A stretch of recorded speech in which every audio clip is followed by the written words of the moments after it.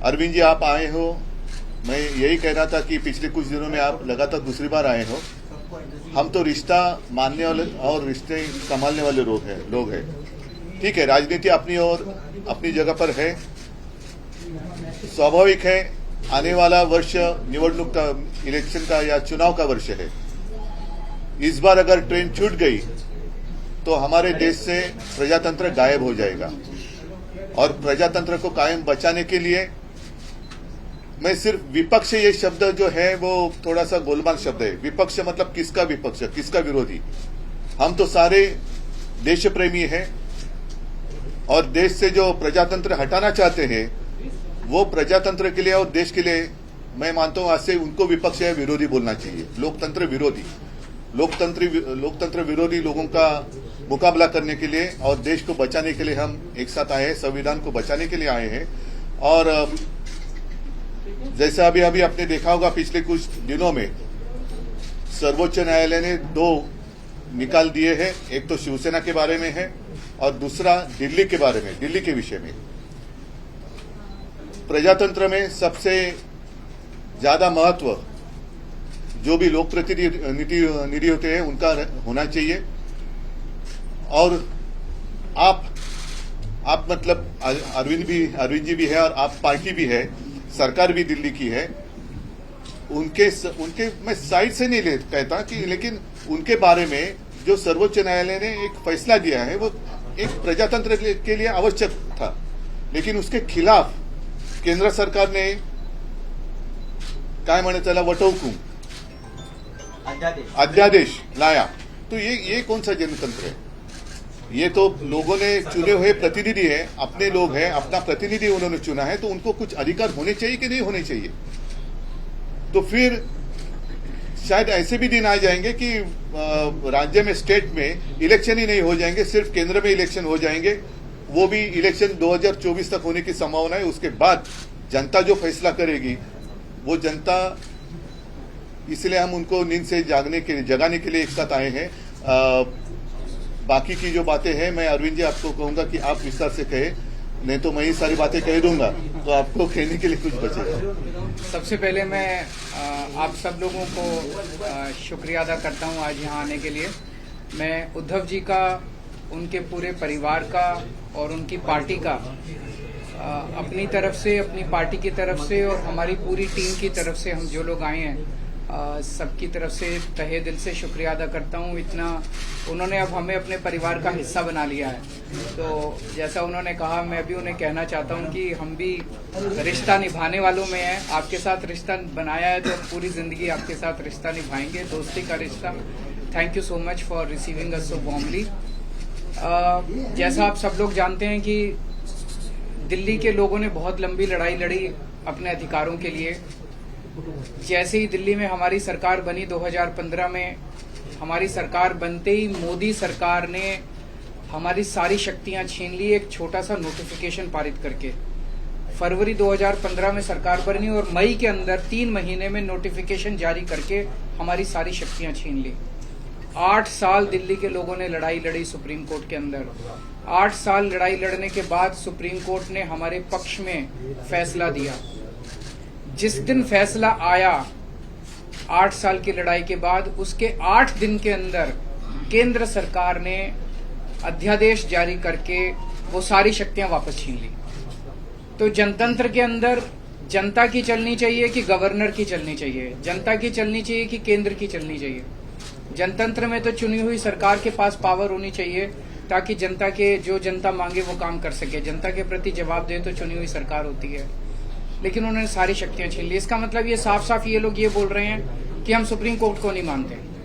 पिछले जिस तरह का इनका रवैया इन लोगों का, हमने पिछले कुछ महीनों में ये भी देखा कैसे इन लोगों ने, इनके मंत्रियों ने, इनके नेताओं ने सुप्रीम कोर्ट के दूसरे जजों को किस तरह से ये लोग गाली देते हैं, गंदी गंदी गालियां देते हैं। जिस तरह से इनके लोग जजों के खिलाफ और जुडिशरी के खिलाफ सोशल मीडिया पे कैंपेन चलाते हैं।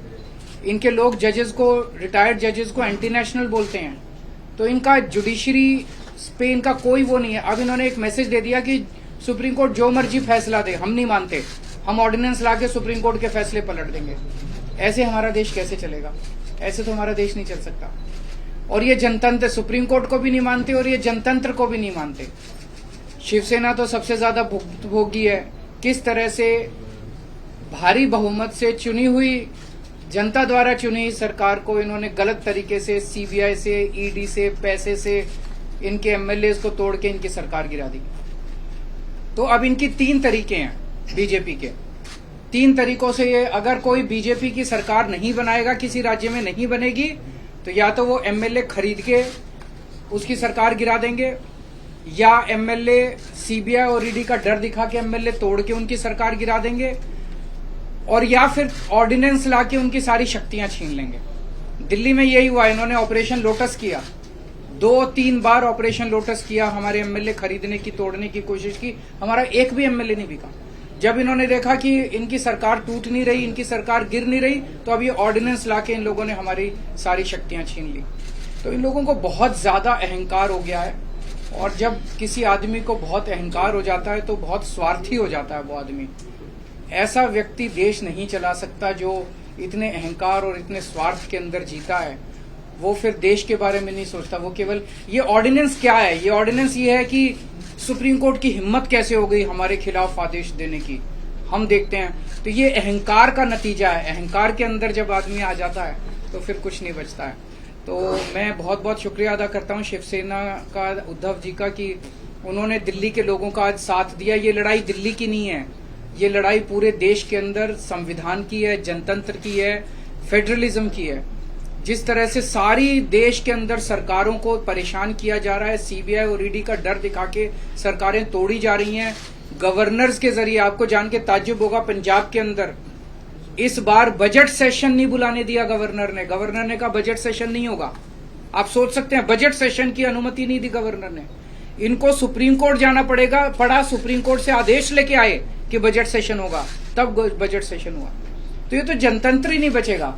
फिर चुनाव क्यों कराते हो? फिर तो एक प्रधानमंत्री और 31 गवर्नर बैठ के अपना देश चला लें। फिर कोई मुख्यमंत्री की जरूरत नहीं, कोई कैबिनेट की जरूरत नहीं, कोई काउंसिल ऑफ मिनिस्टर्स की जरूरत नहीं। इसको हम सबको मिलकर लड़ना होगा। ये केवल दिल्ली की लड़ाई नहीं है। और शिवसेना ने हमें प्रॉमिस किया है कि जब ये संसद में बिल आएगा तो संसद में इसके खिलाफ दिल्ली वालों का समर्थन करेंगे। दिल्ली के लोगों की तरफ से मैं बहुत बहुत शुक्रिया अदा करता हूं उद्धव जी का, शिवसेना का। और ये एक तरह से सेमीफाइनल होगा 2024 का। अगर 2000 राज्यसभा के अंदर ये बिल गिर जाता है तो 2024 के अंदर मोदी सरकार दोबारा नहीं आ रही है। मैं उद्धव भगवान जी से बहुत धन्यवाद जी का, उनके सारे एमपी लोकसभा और राज्यसभा के मेरे साथी भी रहे, अरविंद जी, संजय राउत जी, और मेरी पार्टी के प्रधान अरविंद केजरीवाल जी, और उद्धव जी ने पहले भी हम मातोश्री में आए थे और यहाँ आके हमें घर जैसा माहौल मिलता है, तो उसके लिए मैं बहुत धन्यवाद करता हूँ। इतना मान सम्मान करते हैं। जैसा कि उद्धव जी ने और अरविंद जी ने बोला, लोकतंत्र खतरे में है और भारी खतरे में है। कैसे इलेक्टेड की जगह सिलेक्टेड लोग जो हैं वो जनता को चलाते हैं, वो सरकारें चलाते हैं, जबकि लोकतंत्र का मतलब है इलेक्टेड। ये गवर्नर है सिलेक्टेड। तो एलजी कौन बनाता है? एलजी की कभी एलजी ने कोई जनता से कोई गवर्नर ने किसी जनता से कोई मैंडेट लिया? नहीं लिया। अपनी मर्जी का गवर्नर लगा दिया, तंग करो चुनी हुई सरकार को। अगर सरकार इनकी नहीं बनी, हमें भी बजट सेशन के लिए सुप्रीम कोर्ट आना पड़ा। हमारे तो गवर्नर साहब इस बात से भी मुकर गए थे बजट सेशन में कि मैं माई गवर्नमेंट नहीं कहूंगा। तो हमने कहा जी माई गवर्नमेंट क्यों नहीं कहोगे आप? आपकी गवर्नमेंट, आपके सम्मान किया आपने, तो भाषण जो लिखा है वो तो पढ़ना पड़ेगा आपको, वो तो संविधान में है। इसके लिए भी हमें सुप्रीम कोर्ट से ऑर्डर लेना पड़ा कि आपको माई गवर्नमेंट कहना पड़ेगा, वरना दिस गवर्नमेंट कहने वाले थे। दिस गवर्नमेंट मतलब जो राजभवन है पूरे देश में वो बीजेपी के हेड ऑफिस बन गए हैं। जो गवर्नर है वो स्टार कैंपेनर बन गए हैं बीजेपी के। ये लोकतंत्र नहीं है। गुलदस्ते में एक ही तरह के फूल नहीं हो सकते। भारत एक गुलदस्ता है, हर फूल का अपना अपना रंग है, हर फूल की अपनी खुशबू है। तो एक माला की तरह भारत है, हर माला का मन का जो है वो अलग अलग रंग का है। लेकिन ये चाहते हैं हमारा ही हो सब कुछ। हमारा ही हो सब कुछ, हम ही राज करें। जैसा कि अरविंद जी ने बताया, अगर जीत के नहीं आते, इलेक्शन से नहीं आते तो बाई इलेक्शन से आ जाते हैं, अगर बाई इलेक्शन से ना आए तो खरीद लेते हैं। तो देश के लिए लोकतंत्र जो है, जैसा कि अदूप जी ने कहा कि विपक्ष नहीं है हम तो देश को प्यार करने वाले लोग हैं।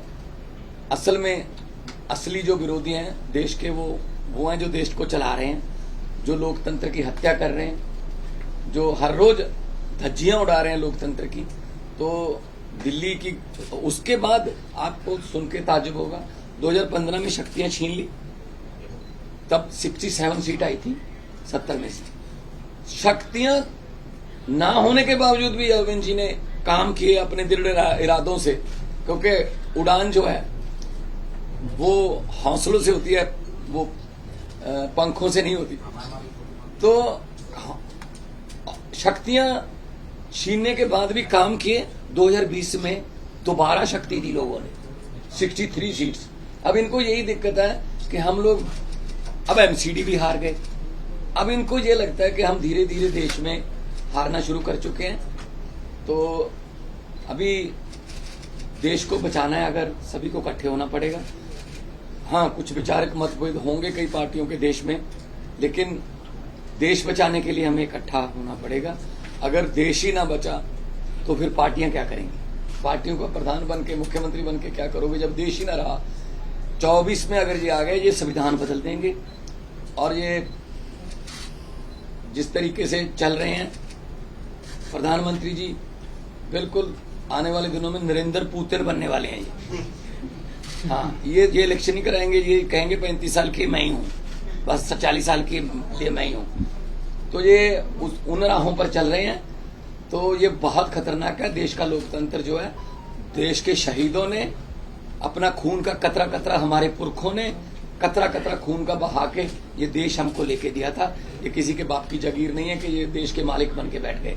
इनकी कोई कुर्बानी, देश को आजाद करवाने में इनका कोई योगदान नहीं है, लेकिन जो आजादी के परवाने थे उन्होंने देश लेके दिया। और देश को ये किन हाथों में बेच रहे हैं, कैसे हर रोज बैंक बिक रहे हैं, रेल बेच दी, तेल बेच दिया, एयरपोर्ट बेच दिए, सब कुछ बेच दिया।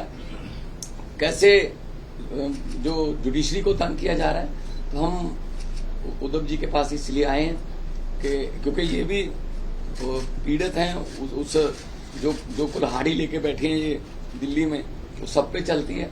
तो इसके लिए हम सबको इकट्ठा होके देश को बचा। आने वाली पीढ़ियां हमसे सवाल पूछेंगी, जब लोकतंत्र खत्म हो रहा था तो आप क्या कर रहे थे?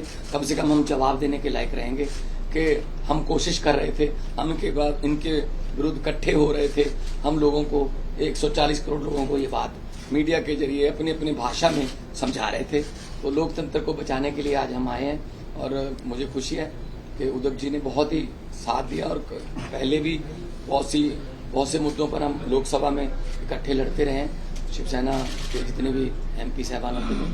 तो मैं इनका बहुत आभार भी व्यक्त करता हूं कि हमें मान सम्मान दिया, और इनको पंजाब आने का न्योता भी देता हूं। आइए दरबार साहब, आइए माथा टेकिए, वहाँ पे बहुत शांति सुकून वाली जगह। और हम लोग मिलके सब देश को, क्योंकि लंबे सफर को मीलों में मत बांटिए, कौम को कबीलों में मत बांटिए। एक बहता दरिया है मेरा भारत देश, इसको नदियों और झीलों में मत बांटिए।